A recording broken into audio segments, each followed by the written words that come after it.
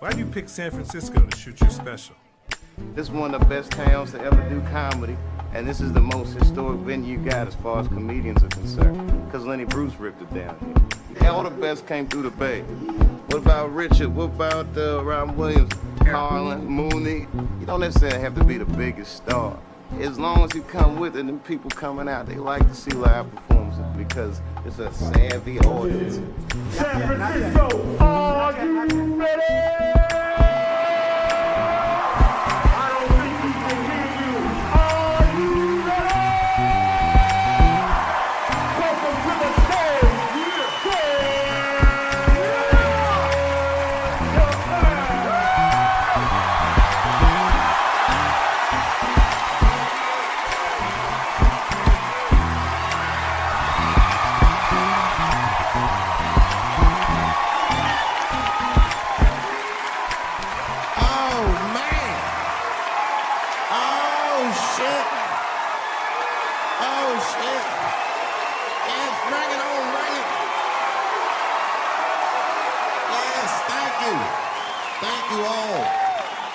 Thank you for coming. God damn. I did it big this year. From cable, nigga, god damn. Thanks for coming out, and thanks for making a nigga feel comfortable in the gayest place on earth. You guys got Disney World jealous out this motherfucker. Man, I didn't really think it was that gay at first. I was like, what is everybody? Because when I was coming out here, everyone was like, man, that place is really gay. So what the fuck is everybody talking about? It's not so gay. And then I wandered into that Castro. God dang, I said, this is America's anus right here. This shit is deep. Went to that Tenderloin. It was nothing tender about that motherfucker at all. That shit was rough. The opposite of tender. I have never seen crack smoked so casually before. These niggas was sitting in front of Starbucks smoking crack and drinking coffee. I said, this is off the hook. Talking about politics.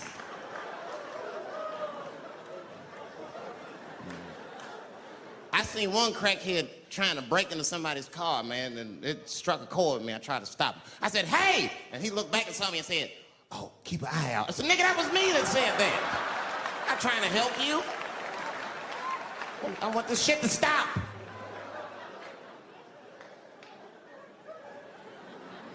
Crackheads are like that. I had a crackhead break my car window one time. Broke it! You know what he stole? Fucking candy bar I had lying on the seat. That's all he took. It's a goddamn candy bar. I was so mad. I drove around the neighborhood for 5 hours looking for a crackhead with chocolate on his face. I did that. I finally found when I grabbed that motherfucker and said, hey man, what's all this chocolate on your face, motherfucker? He looked confused. Chocolate? This is doo-doo, baby. I said, ah! Oh, man. This place is insane. But you know what I like about San Fran, and the reason I picked this city to do my special is because of all the major cities in America, somehow people get along here better than anywhere else I've seen in the country. That's right. That's right. And I always admired San Fran for that. And today I realized how you did it. Put all the niggas on the other side of that bridge. There's nothing, this shit ain't happy on that side. You leave San Francisco like, bye, thanks for coming to San Francisco. Come back in April, we're having a sale on Birkenstocks. As soon as you get to the other side, welcome to Oakland, bitch. Click, click.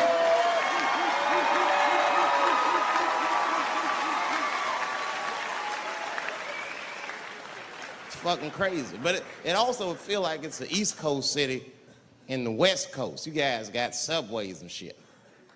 I'm scared of public transportation.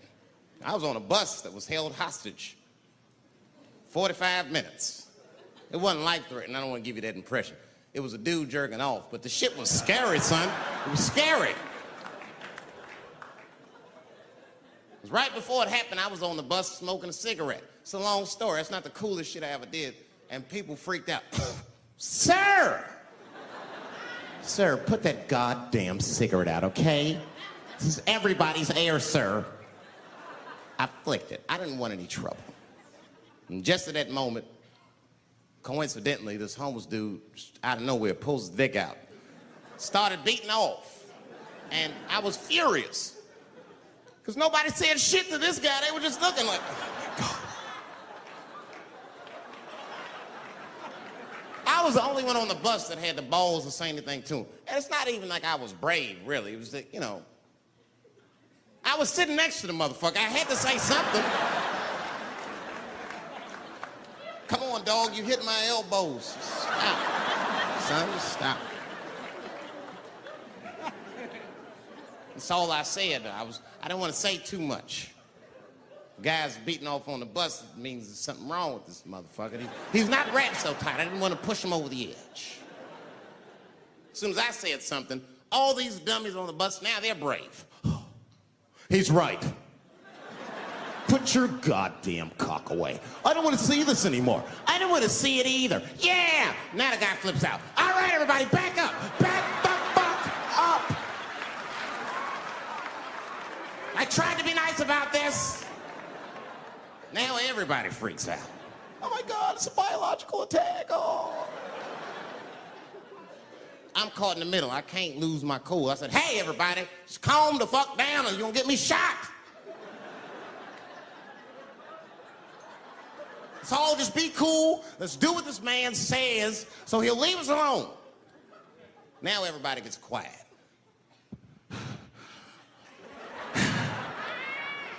That's better.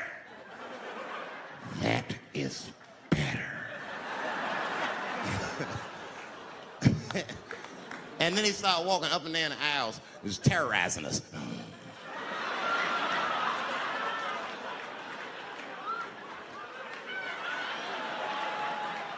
And then he starts making demands. You in the pink shirt, squeeze your tits together. Oh God, no, no.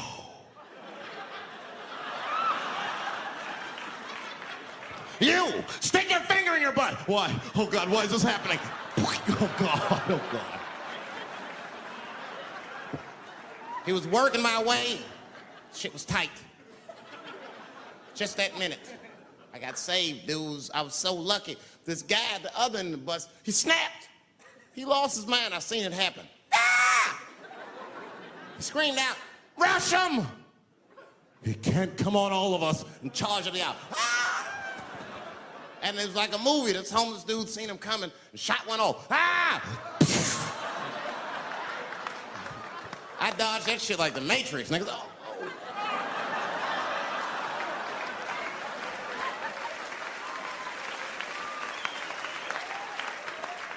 The guy behind me wasn't so lucky, y'all. No!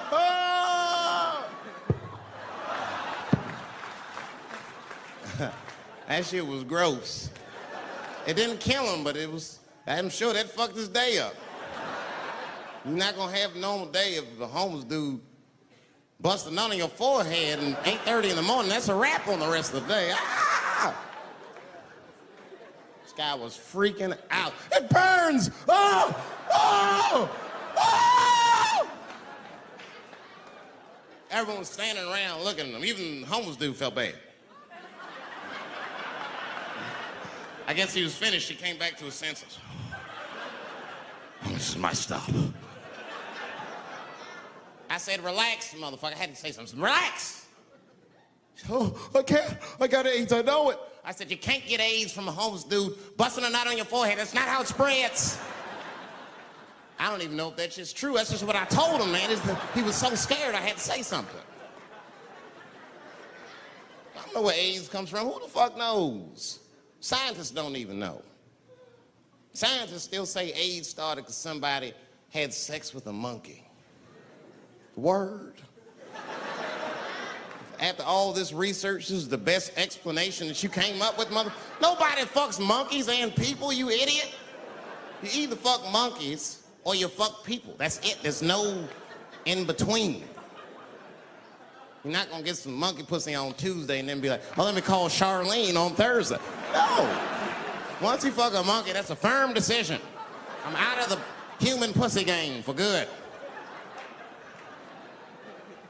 It's ridiculous. You act like monkeys are just as open as waiting for people to fuck them, man. It's ridiculous. The monkeys don't want to be fucked by people. Think about it. Think how hard it would be to catch a monkey and fuck it. That's ridiculous. That's how it had to go down. Who you think you're just gonna walk up to him in the woods and bribe this nigga with fruits and bananas? Hey, buddy.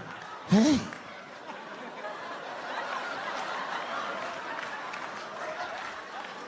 Yeah.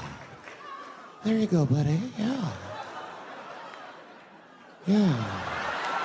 There you go, your big bright red ass.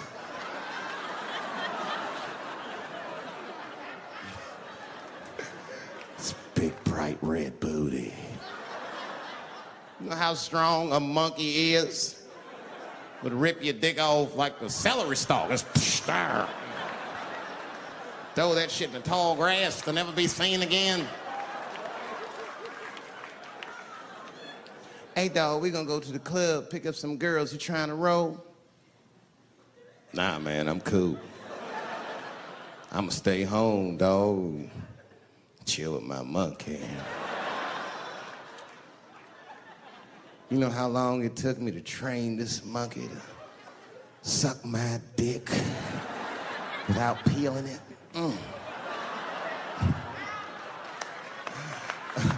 Last night, Chim Chim jerked me off with his feet. Nigga, only a monkey can show you that kind of love and tenderness.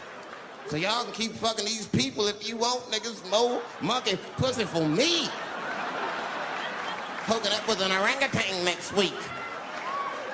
That's all I fuck is chimps and orangutans. You know who I feel real bad for is Indians. Everybody feels bad for Indians. They get dogged openly because everybody thinks they're dead. These motherfuckers are not all dead, all right? With my own eyes, I've seen a gathering of 1,500 Native Americans. They were all gathered in one place. The place is called Walmart in New Mexico. There's Indians everywhere. I'd never seen Indians before. I wasn't even sure if they were Indians. It's fucked up, but I asked one of them. It's not nice, but I seen him in the sports section looking at bows and arrows. I had to say something. Excuse me. I don't mean to be rude. Are you an Indian? And he was cool. Yes. Yes, I'm Indian. Still didn't believe him.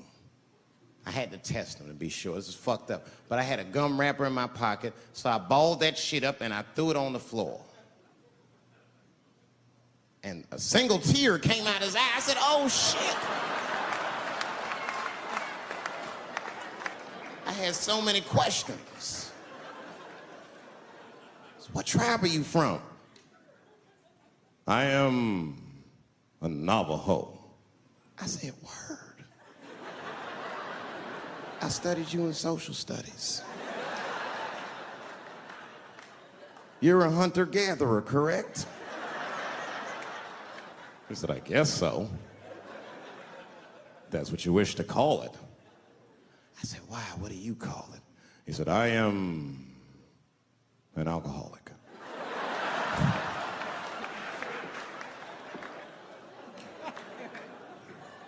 I said, well, what's your name, dog? He said, please. Dog is my cousin. That was a good guess. My name is Running Coyote. What is your name, friend? And that shit caught me off guard. I mean, I didn't want to say my name was Dave to a motherfucker named Running Coyote. This don't feel good enough. He just put me on the spot. I said, huh? My name, what? Oh, my name's Blackfeet. Then I changed the subject. Forget about me. What's going on with you? I want to meet your chief. Why don't me, you, and your chief and your friends get together tonight? We could have a real live peace pipe smoking ritual. We need to celebrate, nigga. I thought you were dead. And he set it up. It was beautiful. It was just like I dreamed. We was all sitting around. Them Indians was beating the drum.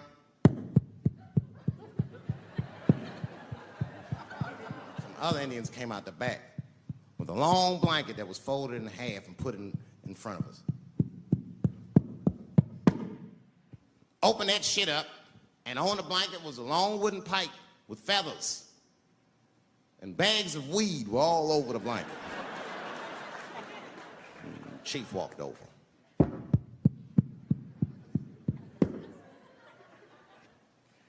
The big ones are 50. The little ones are 25. And these are 10.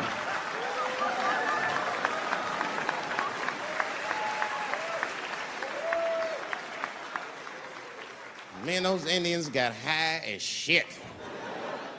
I was baked. I told the chief, he was talking, I cut him off. Time out, chief. Sorry to interrupt. Fucking smashed, man. The weed's too strong. I'm itching. This is PCP. The spirits have got me. Chief, the spirits have got me. And the chief threw some water in my face. Calm down, blackface. Splash. I said, hey, it's black feet, motherfucker. Take it easy.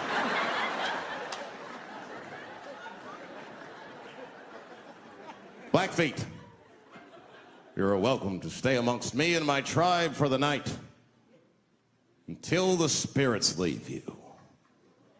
And they gave me my own teepee to sleep in, which sounds nice. I personally felt like it was a little fucked up, you know, because they all had houses, man. It's like, why can't I sleep with y'all in the house and watch TV? Nigga, I can't be on this grass all night.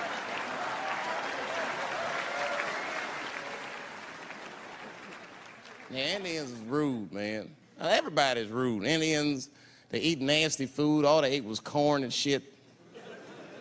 Doritos, I think they call them. That's right. People only see the surface. They see the division in our foods. Just because I eat chicken and watermelon. They think that that's something wrong with me. Let me tell you something. If you don't like chicken or watermelon, something is wrong with you, motherfucker. There's something wrong with you. Where are all these people that don't like chicken and watermelon? I'm sick of hearing about how bad it is. It's great. I'm waiting for chicken to approach me to do a commercial, nigga. I'll do it for free, chicken. It's the least I can do. They make fun of Latin people for eating, what y'all eat? Beans, rice, corn. Listen, that's not a reason to hate a motherfucker, all right? It's funny, but it's not a reason to hate. The only reason these things are even an issue is because nobody knows what white people eat. You've been very good at keeping that shit a secret amongst yourselves. I study white people. You don't know that. I'm writing a paper on you. Not even for school, nigga, just to do it, just to get, I'm just doing independent research. I'm spending my money, that's why I'm working so hard. I follow you around grocery stores. They freak out. I just try to peek in the cart. They always say, get away from my cart, nigga. What are you looking at? Chicken and giblets are over there. You must be lost. These are vegetables.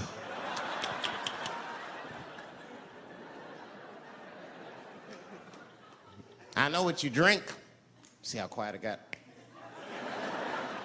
Grape juice. Surprise, motherfuckers, you didn't know I knew about grape juice, did you? Oh, don't play dumb with me. Look at what is it? A lot of black people don't have the privilege of knowing about grape juice because they have grape drink. It's not the same formula that you get. Ain't no vitamins in that shit. You might have one of your black friends over. Todd, would you care for a glass of grape juice? What?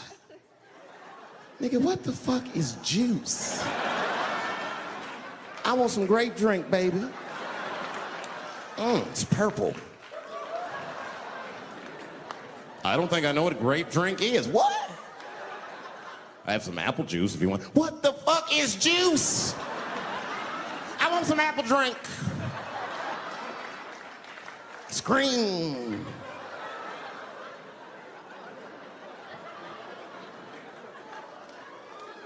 Remember that commercial for Sunny Delight when all the kids run in from outside playing? And they all run to the fridge. All right, I got some purple stuff, some Sunny D. As soon as you say Sunny D, all the kids go, yeah! Watch the black kid in the back. If you ever see that commercial again, look at that black kid. He'd be like, I want that purple stuff.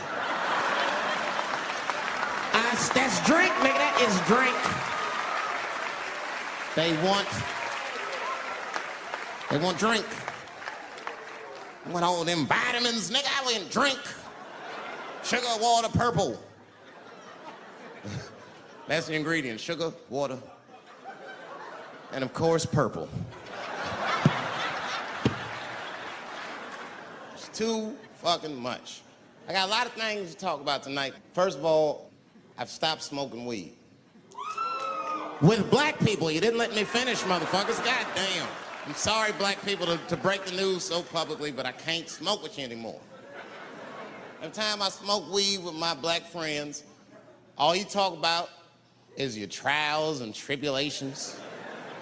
I'm sick of that shit. I got my own problems, nigga. That's a waste of weed. I'm smoking weed to run away from my problems, not take on yours.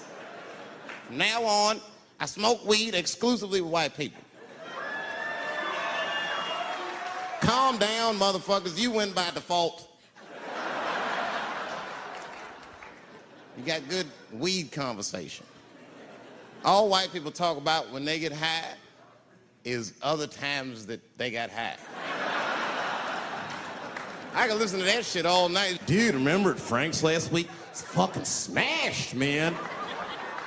And catalogs everything they drink. 2 shots of Jaeger, tequila, 4 bong hits, man, beer, cheeseburger. That shit is great. Only bad part is you cannot pass out around white people. Every time white dudes pass out around each other, they always do some borderline gay shit when the guy's asleep. Frank fell asleep, so we like stuck a carrot in his ass and put shaving cream on his balls. Like, why, motherfucker? Why would you do that to a friend of yours? He trusted you enough to sleep around you. You gonna put a carrot in his ass? Is that nice? I tell you right now, if I put a carrot in a black dude's ass, a nigga will kill you when he wakes up for some shit like that. That is an automatic death sentence on the street. It's a rap for you. I'm gonna kill that motherfucker. I thought y'all was friends, baby. What happened? I fell asleep at his house, right? We was drinking, and I fell asleep at his house, and while I was sleeping, right? I'm just gonna kill that motherfucker, all right? That's all you need to know. And fuck carrots. But everybody's getting along. I see that shit. I see it all around. Blacks and whites don't fight so much. You know who don't have no beef with anybody is Asian people. I see how y'all be doing. Y'all just lay in the cut. Only people Asian people beef with is other Asian people. Like if you call a Korean guy Chinese, I've done this. They will flip out, hey! What make you think I'm Chinese? I am Korean. I look Chinese. Yes, motherfucker, you do look Chinese. That's why I said it. It's an accident. Nigga, to the untrained eye, you all look Chinese to me. It's a mistake. I'm not trying to offend you. Some people say all black people look alike. We don't get bent out of shape. We normally just call those people police, okay? Just learn to live with it. That's all I can tell you. Everybody's afraid of police now. I'm scared to death of these police. I am, nigga. I got a police scanner. First money I got, this is the first shit I went out, bought me a police scanner. I just listen to these motherfuckers before I go out, just to make sure everything's cool. You hear shit on it. Calling all cars, be on the lookout for a black male between 4'7" and 6'8". Staying in the crib tonight, fuck that. Gotta work on that alibi for a minute. Every black person needs an alibi.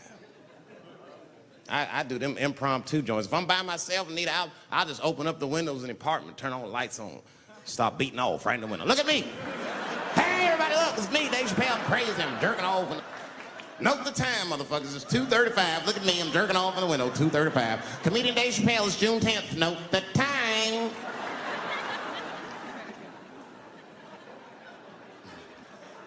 That shit could save my life. Officer David Chappelle couldn't have done that. I saw him in his window masturbating from 2:35 to 2:37. I'm certain of it. He was standing on a clock and holding a calendar and today's paper. Fuck, I need an alibi. I can't be no celebrity. This shit is just the worst. I'm seeing it. I see why stars are crazy, man. These motherfuckers. I went to Disney World with my kids, which is a big deal for me. I don't get to see my kids so much. I do Chappelle show 20 hours a day, sleep for like half an hour, raise my kids for 10, 20 minutes, and I go back to work. Now, this particular day, I got to hook up with the kids. We went to Disney World. Everybody at the park, fucking everybody. Hey, Rick James, bitch. Hey, I'm Rick James, bitch. It's like, hey, man, hey. You mind not calling me a bitch in front of my kids?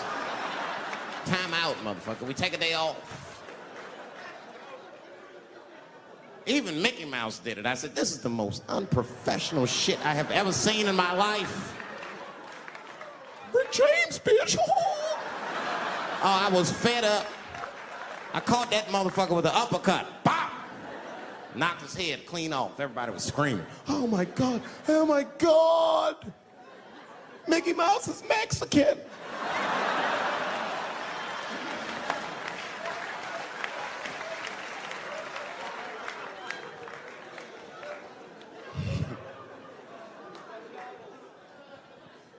I had a terrible time in Disney World.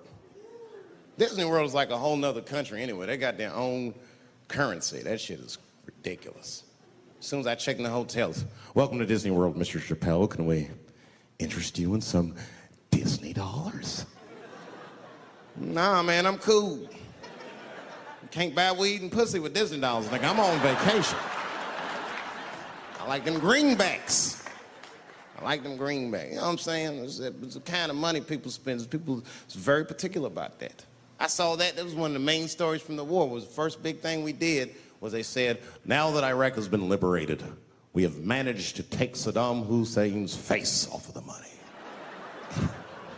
And I'm not gonna lie, when that press conference came off, I was like choked up. I was actually proud to be an American because that is a very subtle psychological nuance of oppression to have a dictator on your money. And it's thoughtful to be able to take that motherfucker off for the goodwill of another person, right?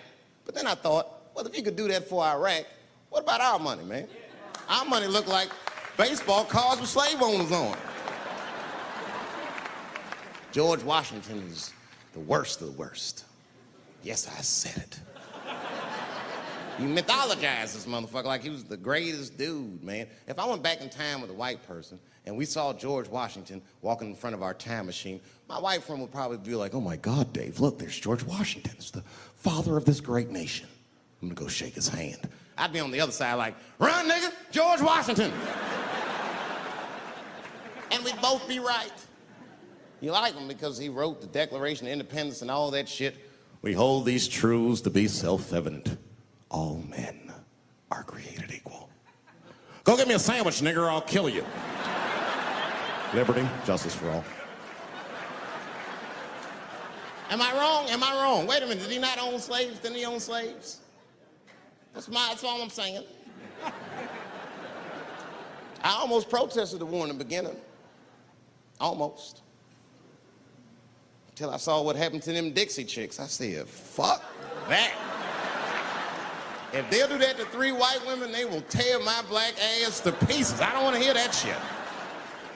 Yeah, man, they would. But I'm like, for real, why you care so much what the Dixie chicks say? It's not like they political scientists or nothing. They just bitches that can sing good. You know what I mean? Stop worshiping celebrities so much. Just don't listen, don't pay attention. I remember right around September 11th, Ja Rule was on MTV. That's what they said. They said, we got Ja Rule on the phone. Let's see what Ja's thoughts are on this tragedy. Who gives a fuck what Ja Rule thinks at a time like this, nigga? This is ridiculous. I don't want to dance. I'm scared to death. I want some answers that Ja Rule might not have right now.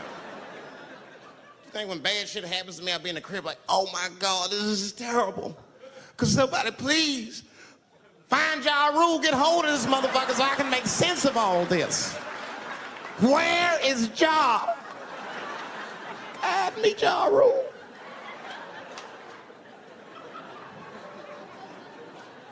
I don't even know why people listen to me. I'll say anything, nigga. I've done commercials for Coke and Pepsi. I don't give a fuck what comes out of my mouth. I just say what it takes. Whatever it takes, that's what I'm saying. If you want to know the truth, can't even taste the difference. Surprise! All I know was Pepsi paid me most recently, so tastes better. It's pretty much how the game goes. I'm just being real, man. There's too much goo-gagging over celebrities. People don't know what's fake and what's real anymore. That's why Bill Cosby got in trouble. Look what happened to Bill Cosby. Bill Cosby said some real shit, and the whole world freaked out on him. For what? For having an opinion? Just because he was selling pudding pops for the last 40 years, people forget that he's the nigga from Philly in the projects, and he might say some real shit from time to time. It's not that big of a deal. I spoke at my old high school, and I told them straight up, if you...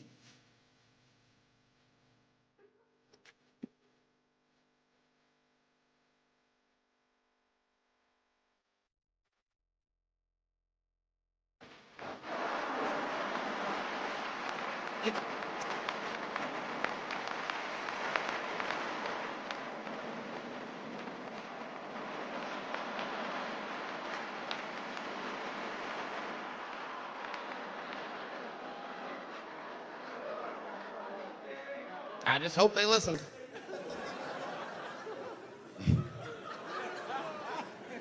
This shit is ridiculous. People worship television. They worship this shit. You know, like if you watch a movie, right? Say you're watching a movie and one character says to another character, say, hey, what's your number, man? What's the other character always say? 555, 5555. You know why we gotta do that? Because stupid ass people go to the movies and then go home and try to call the characters that they just saw. Hello, is Indiana Jones here? No, motherfucker, he's fake. It's not his number. And to be honest, this is the worst time in history to be a black celebrity. Fuck, they locking all our stars up. It's hot right now for black celebrities. I knew it was bad when Kobe got in trouble. I said, this is a wrap for us. He's one of the most wholesome dudes we had. Lock him up, everything. And Kobe kept it together. Thank God he held his game together, because if he was cracking under pressure and getting like 6 points a game, the whole LA would have been like, that nigger is guilty. Kobe was playing his ass off. He was playing like his freedom depended on that shit. You see this motherfucker in them games, this nigga's trying to beat that case on the court.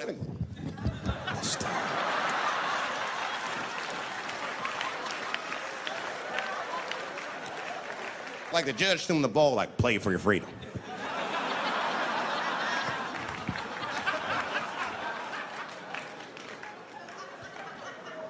If I could talk to Kobe, I'd be like, just relax, you'll be fine, man, because the public is still giving Kobe the benefit of the doubt. He's one of the few black celebrities that get that.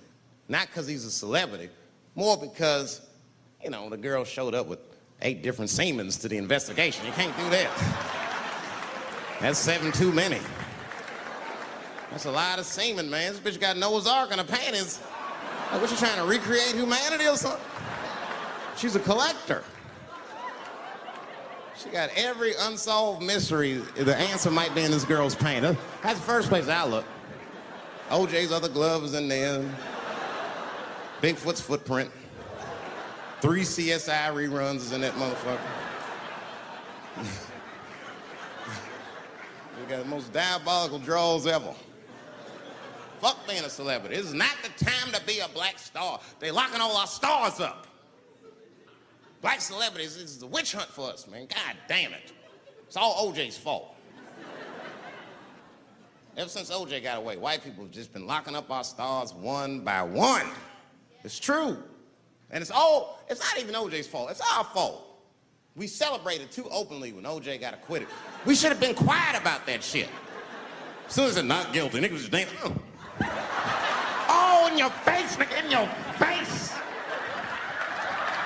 It hurts, don't it? It hurts. Burns, doesn't it, nigga? Ooh, that justice system burns, doesn't it? Welcome to my world, motherfucker, all that shit. White people wanted OJ's ass bad. City of LA spent over $12 million just trying that motherfucker. And the look on white people's face when he was acquitted, priceless. Priceless.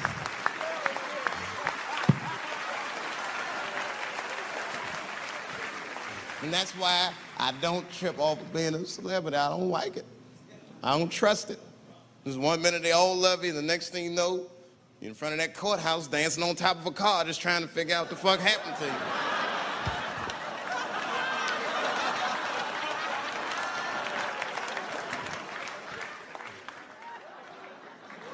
That's what I'm waiting for, because the timing of this Michael Jackson shit is what makes me doubt it.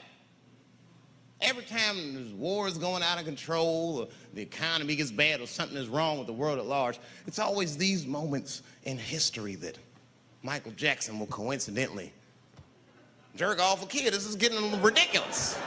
Like, are you planning this shit? Do you have meetings? Michael, thank you for coming. As you know, Michael, the war has not been going as well as we expected. There's been a lot of hiccups, and the public is asking us a lot of questions, of course. And, well, Michael, there's no nice way to say this, and all I know how to do is be direct, so let me just be direct. We're gonna need you to jerk off another child, Mike. I'm sorry. I am sorry. But it would really help out.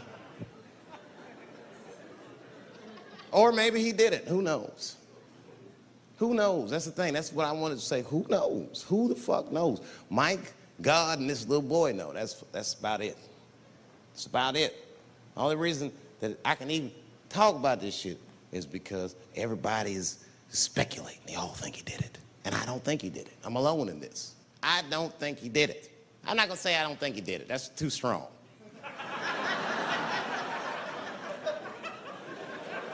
Let me just say I am reserving judgment until all the facts come out.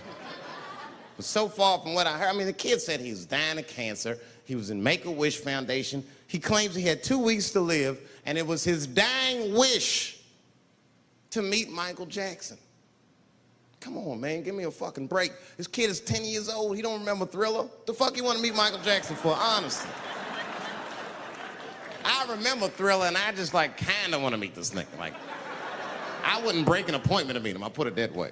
I'd have to already be free. That's ridiculous. It's like if I'm dying in 2 weeks and go, oh, mama, get me in a room with Chubby Chuckle. I wouldn't want to meet that motherfucker. My last 2 weeks. Why not Usher or somebody like this? So then the kid claims he goes to Michael's house. This is where it all gets crazy. I don't, like, you know, he does everything you'd expect at Michael's house. They climbed trees and rode roller coasters and Ferris wheels. The chef made cookies, pies, and cakes. They was petting the monkey and the giraffe, sang songs, kid shit.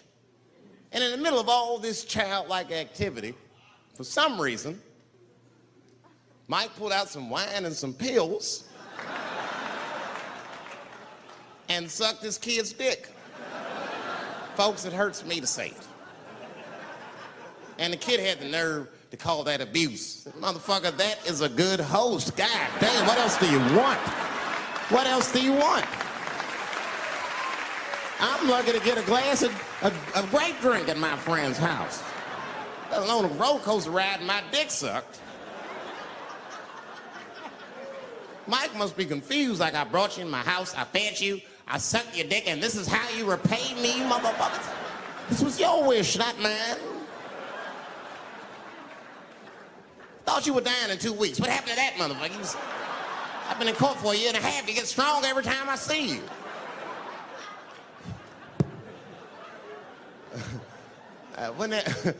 This is fucked up. I shouldn't even say this fuck.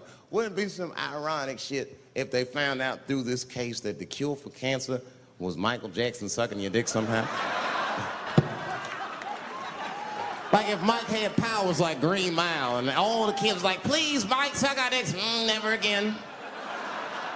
He didn't appreciate it. Can we at least study your saliva? Please, Mike.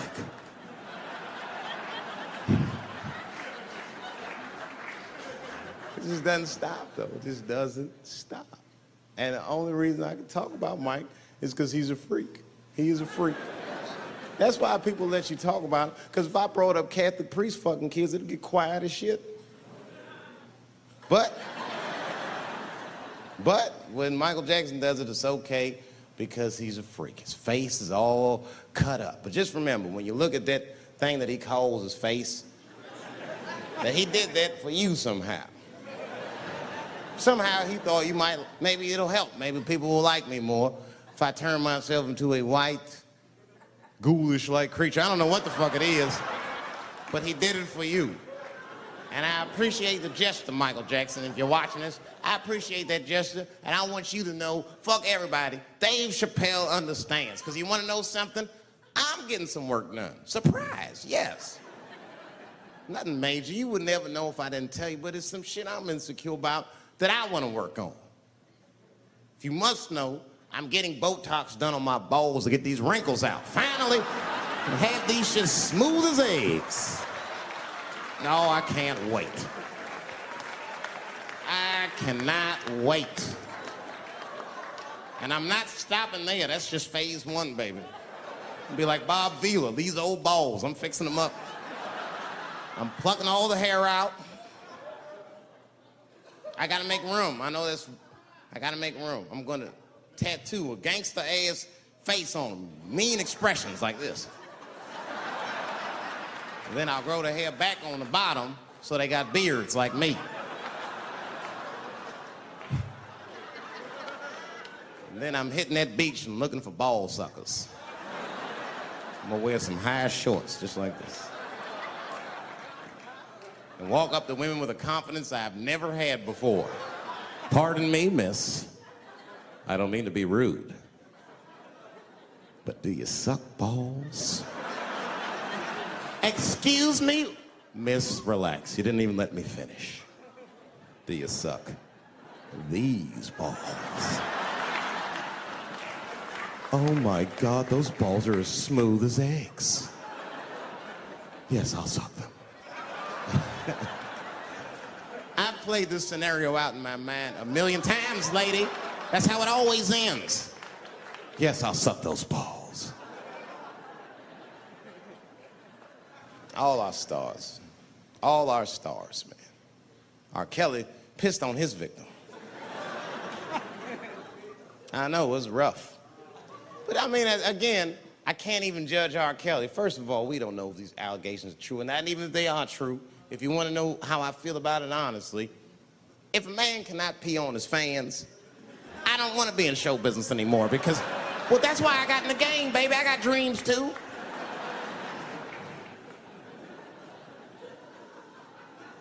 You guys are confusing the issue. While you guys are busy worrying about if R. Kelly even peed on this girl or not, you're not asking yourself the real question that America needs to decide once and for all. And that question is, how old is 15 really? No, that's a good question. That's a good question. I'm not saying that a person is as smart as they're going to be at 15. That's not what I'm saying, man. But I am saying 15 to me is old enough to decide whether or not you want to be pissed on. I mean, that's me. If you can't make a decision like that by the time you're 15, then just give up, motherfucker, because life is way harder than that. I make tougher decisions all the time. If you don't want to get pissed on, just get the fuck out of the way. It's not even a decision. If I start peeing on the front row, they're not going to have to calculate and think, oh, how do I feel about this? Am I okay with it? They just move. You can do that at 15. I could have. I've been 15. When I was 15, I was doing stand-up in nightclubs. I smoked reefer from time to time. Friends were selling crack. I was trying to finger fuck people. I knew what was happening around me to some degree. Getting pissed on was the least of my worries at 15. Trust me. But it keeps coming up. There's a lot of confusion around that age. Anytime 15 comes up, people freak out. Like when that girl, Elizabeth Smart, got kidnapped. Right? Remember in Utah last year, 15-year-old girl Elizabeth Smart was kidnapped, and then they finally found her, and the whole country was relieved. And I was the only one saying, damn, she wasn't that smart after all. Not because she got kidnapped. That could happen to anybody. I'm not knocking her for that. I'm just saying, if you kidnapped me when I was 15, you gotta take me further than 8 miles away from my house, man. God damn. Can't hold me prisoner around shit I recognize. I'll break away. I'll break away. Fuck off me, nigga. That's my bus stop. I know where I'm at. I'm going home.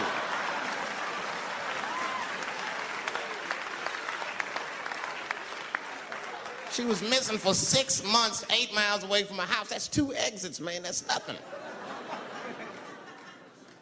And while she was missing, during this half a year that this girl is missing, there's a 7-year-old black girl gets kidnapped in Philadelphia. Nobody knows her name. They might have talked about it 2 or 3 times on the news, but she should have been the top story because she chewed through the ropes and had both of these motherfuckers in jail in 45 minutes flat. 7 years old. I'm not making this up. These 2 crackheads kidnapped her and took her back to the crack house and tied her up. And then they left her. They're crackheads. They gotta make moves. Crack, smoke, chocolate to eat. These motherfuckers made moves. It was out. But as soon as they left, this little girl got the nibbling. She was kidnapped at 4 o'clock and at home watching herself on the news at 5:30. That shit is crazy. That's a news story. That is a news story. Now, meanwhile, in Utah, 15-year-old Elizabeth Smart's captors left her alone, too. And they didn't even tie her up, because they're hillbillies. They just bounced. Don't try to escape, bitch, or we'll kill you. Be right back. They leave. And she's 15, sitting in the house by herself. How am I going to get out of this? Come on, Elizabeth, think. Think, Elizabeth, how am I going to get out of here? Why don't you just open the fucking door and go outside? Have you thought about that? Do you have a quarter? Do you know your phone number? You're 15, bitch, run. Stop thinking and stop making moves. I know I sound mean, and I know what the people are thinking when I'm saying this. Dave, she is only 15. All right, but that's the discrepancy, because when you talk about a little girl like Elizabeth Smart, then the country feels like 15 is so young and so innocent. On the flip side, here comes 15 again. Now we're talking about a 15-year-old black kid in Florida. This black kid accidentally killed his neighbor when he's practicing wrestling moves that he saw on TV. Now, was he a kid? No. They gave him life. They always try our 15-year-olds as adults. The snigger knew what he was doing.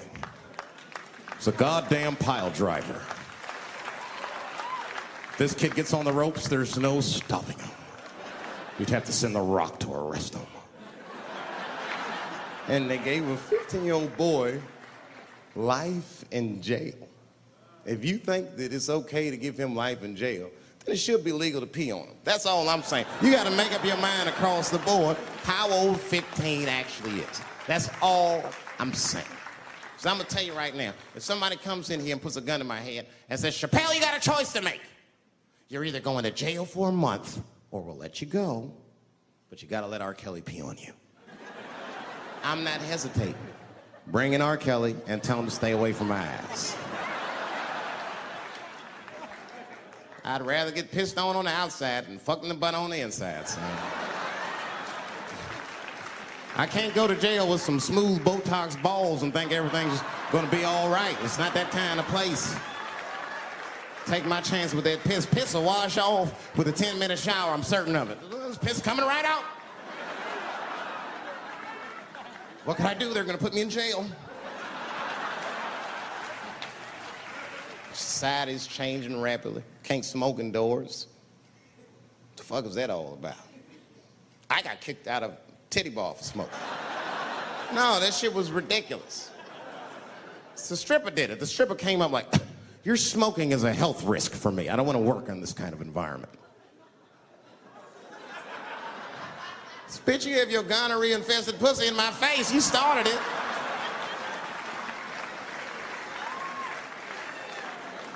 And they threw me out. It's the dirtiest place I've ever been thrown out of. And just to give you an idea of what I mean by dirty, lap dances at this place, $3. It's fucking disgusting. And at the same time, who could pass up a sale, son? It was $3. Of course I did it. It's only 12 quarters. Said, I'll break a 5 for that. I've never seen somebody work this hard for $3. This lady must have been a throwback to the Great Depression. She was all over me. It's the first time I ever told a stripper to get off me. All right. Yeah, thank you very much, miss. Thank you. That's enough. Hey, get off of me. Whatever happened to lipstick on the collar, lady?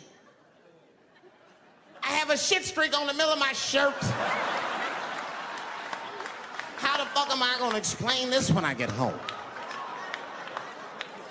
Huh? Oh no, baby, me and Bob were playing basketball and Bob dunked on me, was hanging on the rim and his pants fell down. I was checking him close, I think he's swinging and his butt cheeks might have, his butt cheeks I think caught my shirt. I don't know why I was playing ball in my dress shirt. I just was, it was midnight, I don't know what the fuck. Just let me think. That's when you know a guy's lying if he say shit like that. Hold on, just let me think. The man ever say that to you? Hold on, just let me think for a minute. Can I think?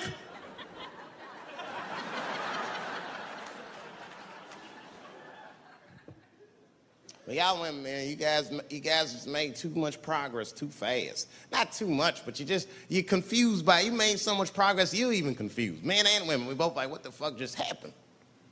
Because women got all this money now, but they still like women. Like, oh, you never take me anywhere anymore. And the dude be thinking, bitch, you got more money than me. You never take me anywhere anymore. And at the same time, you don't treat a man like a man. You don't cook, you don't clean, and you don't do anything a motherfucker says. You tell a motherfucker what to do. I see women doing this to men all the time. Come on!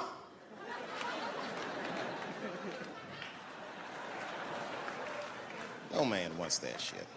So I want anybody that tell me what to do that much. You gotta work with me. Like if it makes a man feel like a man to watch the game, then just let him sit there and watch the game for a minute. And if he happens to look over at you while he's watching the game, don't look at him all mean and make him feel guilty about watching it. Just pick up your own titty and suck it. Just try it out.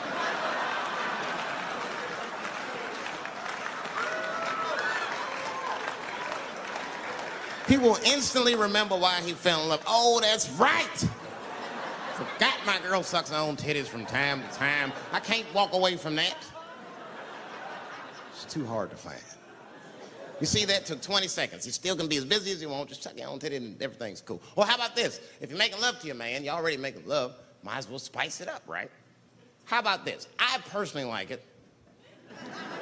I like it when a girl tells me where to come. Don't like it when a girl tells me when to come. I hate that shit. Don't come yet. Oh, bitch, all these rules.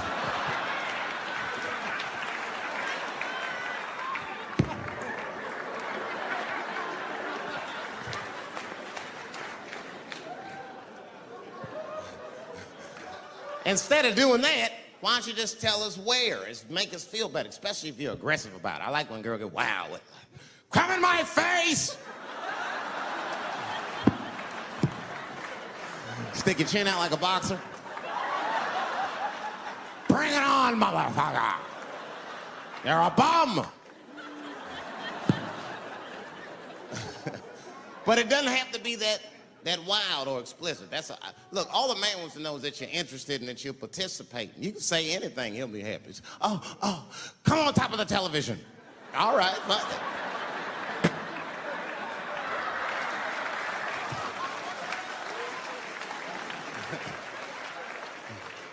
The weirder the place, the better. Oh, come in my fishbowl. Damn, fishbowl.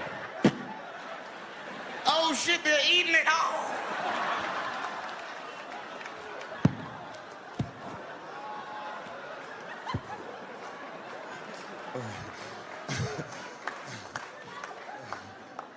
Fish love it when I come over.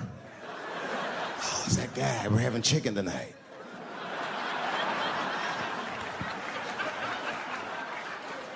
You guys, man, thanks, man. It's been the best year of my career. By far. I appreciate you guys watching me. Because I do it for my kids, really, man. And my kids are off the hook. You think I'm a bad motherfucker. Wait till you see the 2000 model Chappelle. This nigga is off the hook. My sons are bad.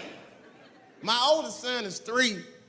This nigga made me a necklace out of macaroni. I said, this shit is baller. He painted the macaroni green and put it on a string. He tied it on my neck and he told me he was proud of me. And I got choked up. And he thought I was sad. That's how smart he was. He says, are you sad, Daddy? And I said, no, I'm not sad. You're too young to understand this, son, but this is fucking crazy. You used to live in my balls, man.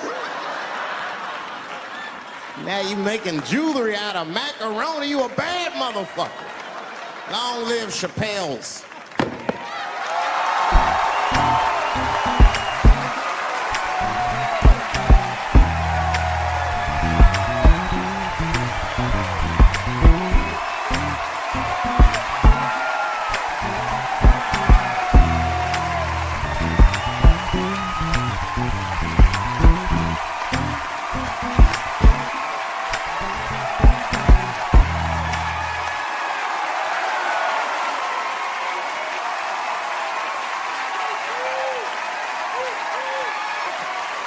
Oh, shit.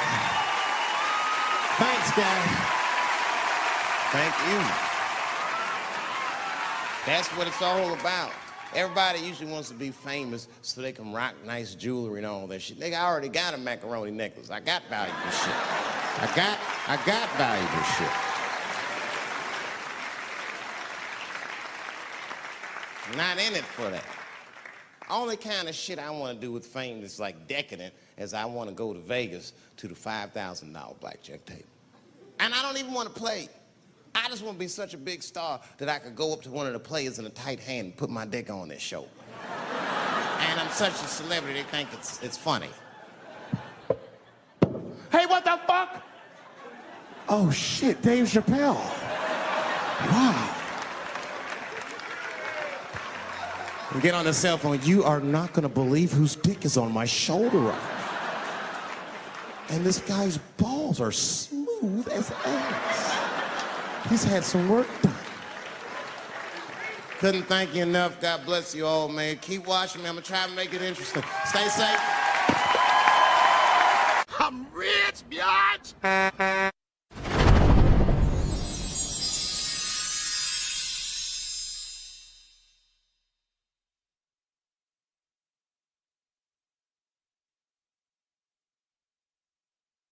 Dave Chappelle is here. His sketch comedy show has been called the funniest half hour on television.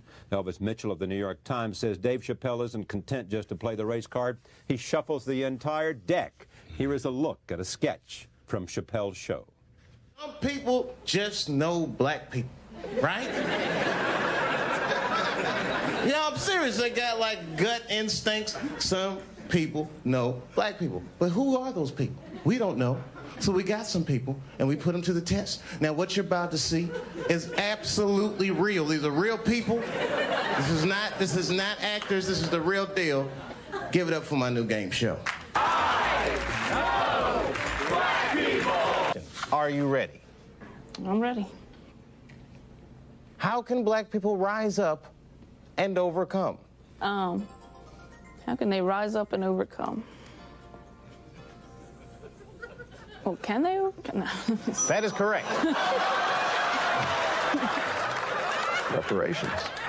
That is acceptable. This is a rap lyric? No, I'm sorry. Oh, this is a general question. Actual question. All right. There's a complex answer there. That is correct. Staying alive. That is correct. That is correct. Well, stop cutting each other's throat. That also is correct. How can black people rise up and overcome? Get out and vote? That is incorrect.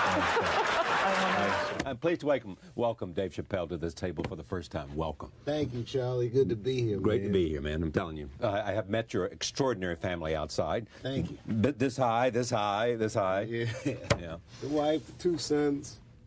Who would have known that a guy with a show like this would be a father? There you go. And a good one, I bet. Yeah, I'm involved. Now, is home, where do you live? Oh, I live in Ohio. Right. I'm a resident of Ohio. Do you actually sleep there?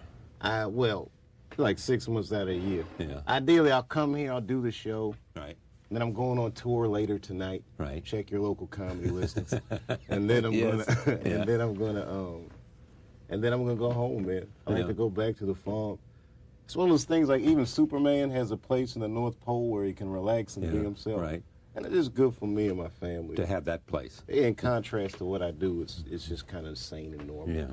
You say that your material is more cultural than political. I'd say so. Yeah. Absolutely. What does that mean to you?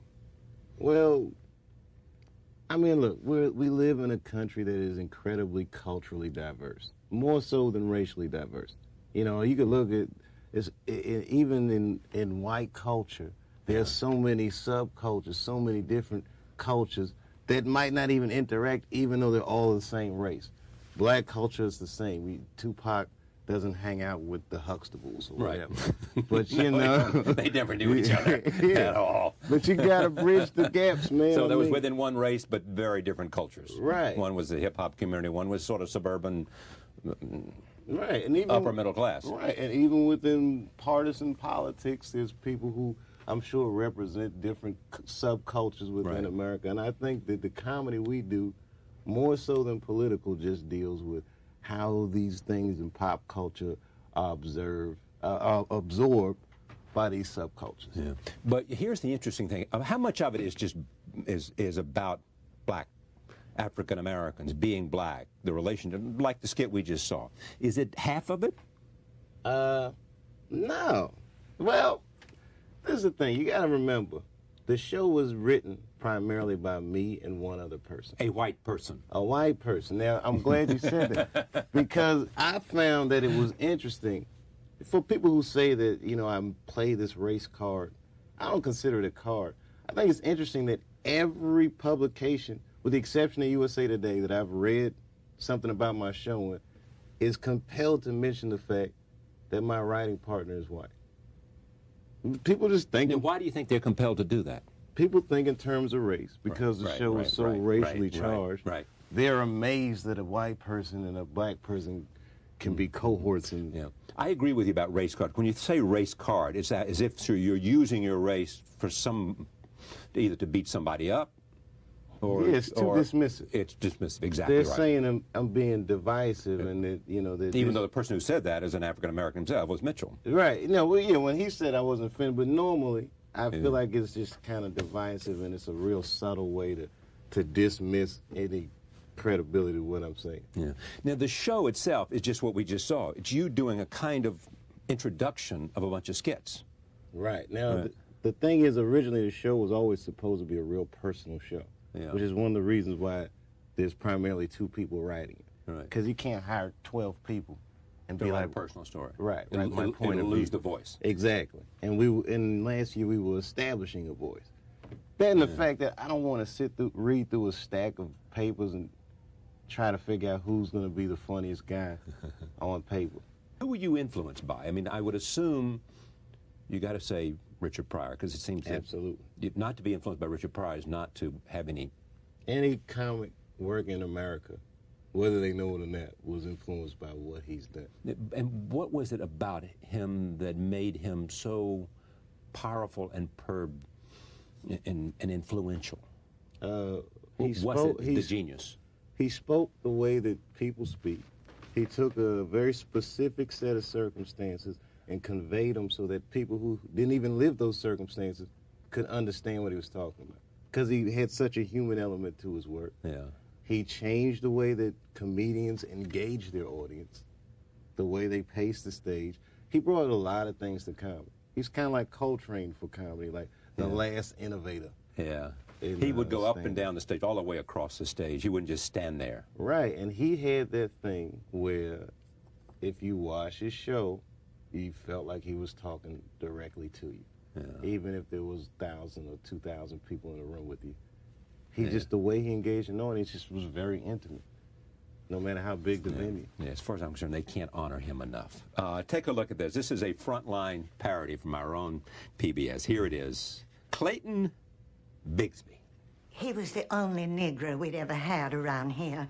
So we figured we'd make it easier on Clayton by just telling him and all the other blind kids that he was white. And he never questioned it. Why would he? You've written 4 books now. I've written 6 books.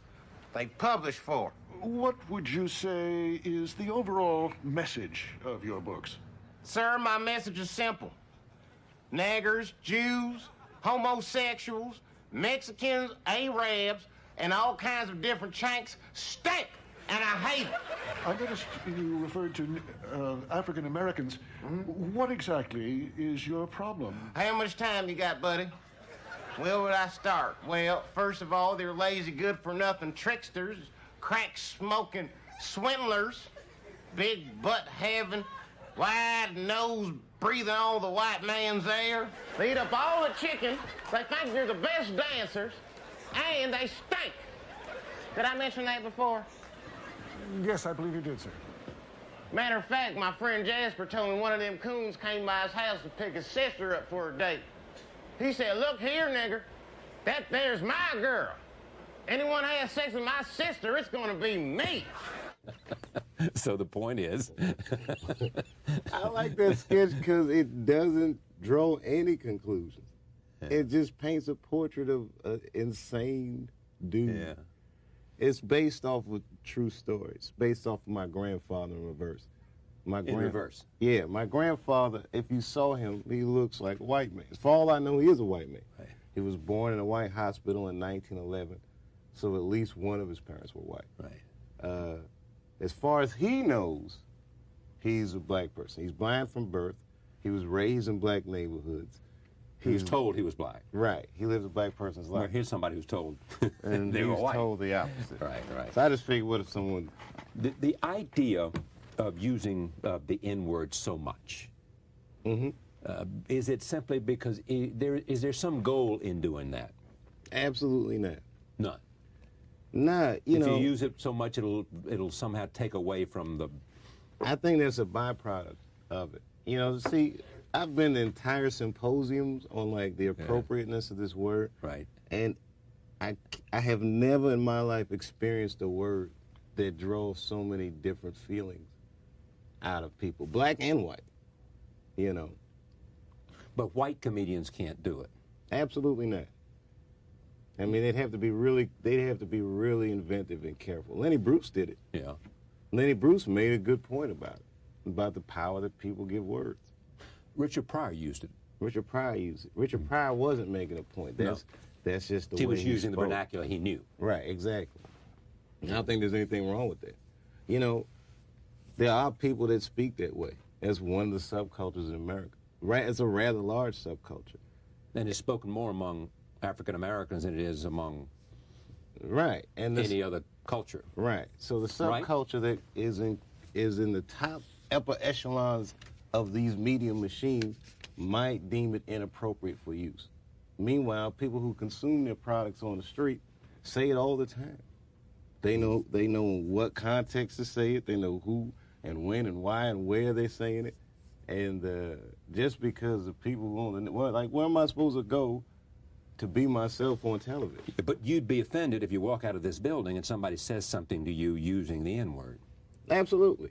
I'd be fighting mad. You bet. Because see, if I see another black person, you're not using, and I greet him that way, I don't think he would assume that I was trying to offend him. If a white person greets in that way, it's either A, it's malicious, it's bringing up this, it's bringing up whatever the history is, or B, it's just insensitive and inconsiderate. Or C, stupid. Oh yeah, C, it just stupid. doesn't know. Right. Yeah. There are a few white people out there, I'm sure, black friends, that say that with their black friends with no consequence. But that's in the confines of their own personal friendships. Right, exactly. All right, take a look at this. This is a sketch that examines what it would be like if a white Ozzie and Harriet family had an unusual last name. This is my favorite. Is your favorite? Yeah, all right, roll tape.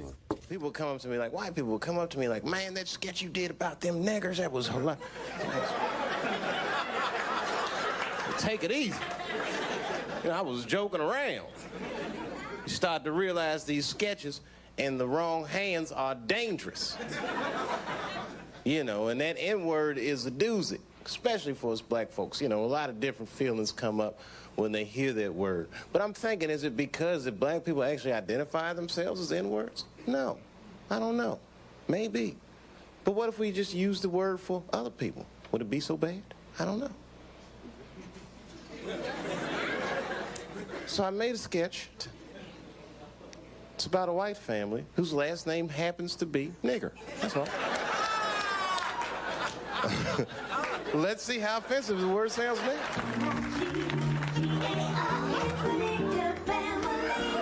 Morning, niggas. Why, it's Clifton, our colored milk man. And it's my favorite family to deliver milk to. The niggas. Something sure smells good. You niggas cooking? We sure are. There's some leftover bacon if you'd like some. Ooh, none for me. I know better than to get between a nigga and their pork. Might get my fingers bit. Here you go. I hate to bother you about this, but, well, you didn't pay your bill last week. And I know how forgetful you niggas are when it comes to paying bills. Golly, Clifton, it slipped my mind. Here you go. Sorry about that. Oh, nigga, please. Nigga, please. And one of your favorites. I love that sketch. You started performing when you were 14? Yeah. Yeah. I started real young. It was one of these things where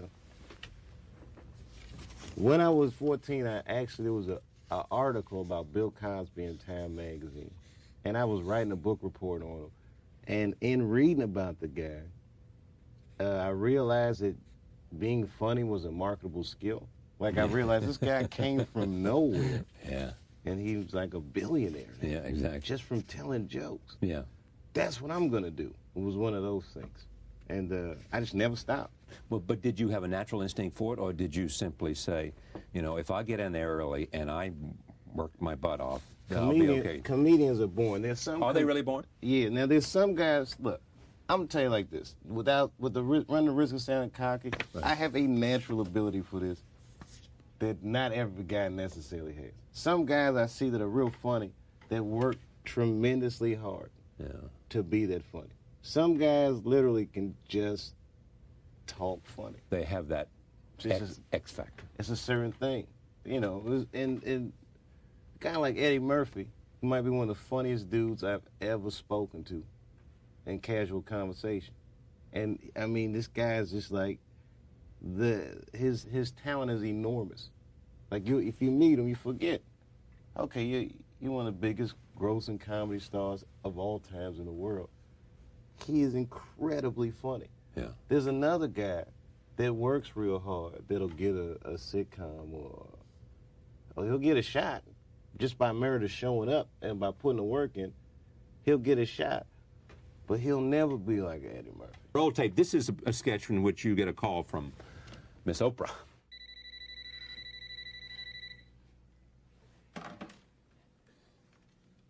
Hello? Dave, it's Oprah. Oh. Hey, what's up, girl? Look, Dave, I'm pregnant. Are you sure it's mine? No, Dave, listen, it's yours. Gotcha, bitch. What? Just hold on 1 second.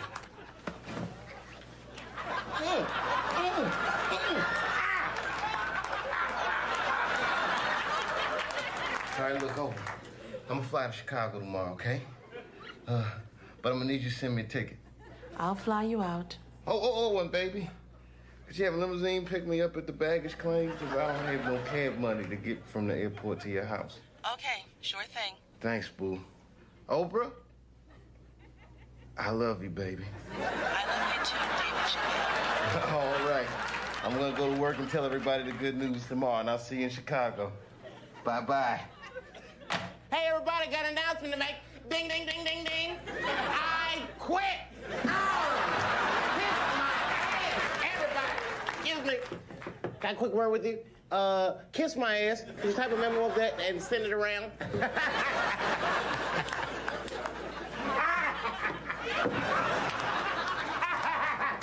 I quit. Dave, what's gotten into you? Oh, Sally, it's not what's gotten into me. It's what's gotten into Oprah. My seed, son. I'm rich, bitch.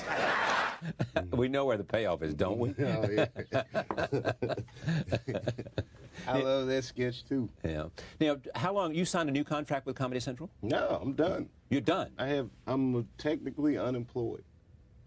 It's one of those things, man. Weren't you doing well? It was doing great. They want to renegotiate. No, but why don't you want to renegotiate? Well, I got to take a minute. Like, I just put the show to bed last night. Yeah. And the beauty, the way people like this show and what it's like to do a show like this, I don't think people would ever understand the amount of work that we put into it. That's why I appreciate my show, you know? And I hope that the big story from this is that I'm a guy that has done 11 television show pilots. Went out to Hollywood. Disney signed me up a few times. Universal signed me up. Done one for Fox. I've done one for this one, for that one. And they always liked me. They always like, yeah, Dave Chappelle, he's really funny. Maybe he's like an Archie Bunker type, or maybe we can do like Seinfeld with him, or maybe we can, you know, a million ideas they had, none of which worked at all. At all. And the whole time, when I'm the guy, I would say, well, I have an idea about how I want to do this. And I was the last person they wanted to hear from. They would say things like, people watch television for regularity. So I was more from your school. I want a show that can be anything. Right. No, people don't like that. I know. Our research shows and blah, blah, blah, and blah, blah, blah. And then they finally, after all these years, I get an opportunity to do a show. And Comedy Central says, do what you want. And it was overwhelmingly successful. Overwhelmingly, like the best case scenario for what could have happened. We're the #1 show on the network. I go down the street and people are saying the stuff from the night before, right? You know, screaming it at me, and it was two guys who were virtually just not being used. Yeah, and you got to go to the source. Thank you. Yeah, thank Great you to have so you. much, man. Pleasure. Pleasure. It's an honor to be here, man.